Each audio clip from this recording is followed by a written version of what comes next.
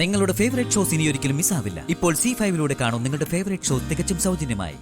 Honeymoon എന്ന് പറഞ്ഞിട്ട് ഇതിപ്പോ ജാതിക്കുള്ള ആളായി. ഈശ്വരാ, എന്തൊരു പരീക്ഷണോ ഇത്.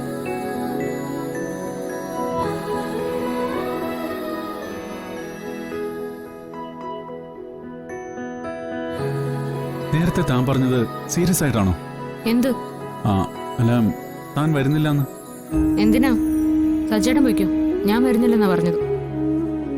താനില്ലാതെ ഞാൻ ഒറ്റയ്ക്ക് ഹണിമൂണിന് പോവാനോ?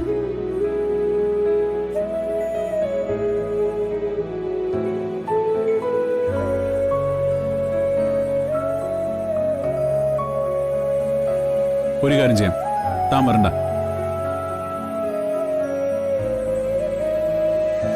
ഞാനും എടുത്തിയും അനഘയൊക്കെ പോയിട്ട് വരാം. താൻ ഇവിടെ ഇരിക്കും.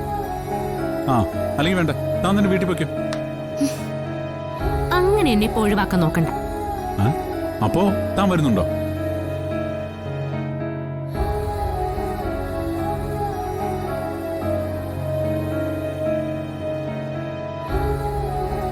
ഞാൻ അവസാനമായി ചോദിക്കുക, താൻ വരുന്നുണ്ടോ ഇല്ലയോ? ഇല്ല. അത് താനാണോ തീരുമാനിക്കുന്നേ? താനോട് പറഞ്ഞിട്ടല്ലേ ഇതെല്ലാം പ്ലാൻ ചെയ്തേ? പ്ലാൻ ചെയ്തപ്പോ നമ്മൾ മാത്രമായിരുന്നു.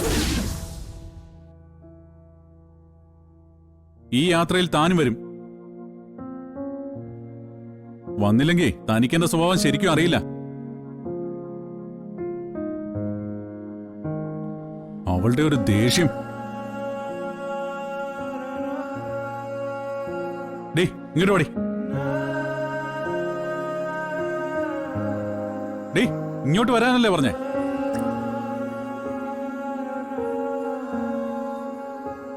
എന്താ ഇനി പറ, നീ വരുന്നുണ്ടോ ഇല്ലയോ?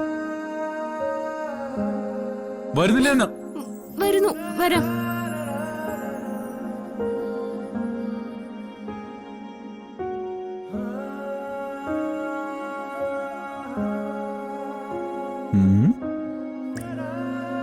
എന്റെ കൊച്ചു പേടിച്ചു പോയോ?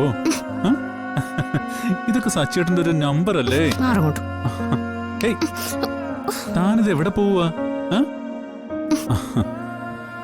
അതെ, ഞാൻ താഴെ വെച്ച ഏട്ടത്തിയോട് ഒറ്റയടിക്ക് എങ്ങനെയാ വരണ്ടെന്ന് പറയുന്നേ?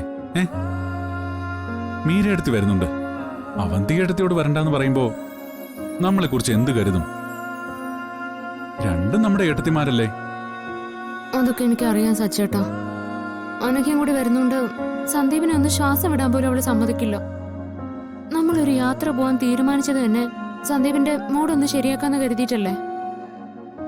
അതിന് ഇവിടെ ആർക്കും ഒരു കുഴപ്പമുണ്ടാവില്ല. വാ, ഈ നാട്ടിൽ വെച്ച് ഒരു ഈച്ചക്കുഞ്ഞു പോലും അറിയാതെ വളരെ രഹസ്യമായി സന്ദീപിനെയും ആതിരയും രജിസ്റ്റർ ഓഫീസിലെത്തിച്ച് അവരെ തമ്മിൽ കെട്ടിച്ച എന്റെ മിടുക്കിയായ പെണ്ണിവിടെ ഉള്ളപ്പോ എന്തു കുഴപ്പം വരാനാ?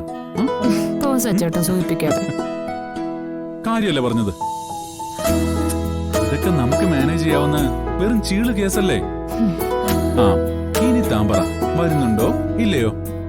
പിന്നെ വരാതെ എന്തിനു പോലും ഭർത്താവുള്ളപ്പോ പിന്നെ എനിക്കെന്താ പ്രശ്നം? അത് സുഖിച്ചു കേട്ടോ. ഡൗൺലോഡ് ചെയ്യൂ C5 ആപ്പ്. കാണൂ എല്ലാ എപ്പിസോഡുകളും സൗജന്യമായി.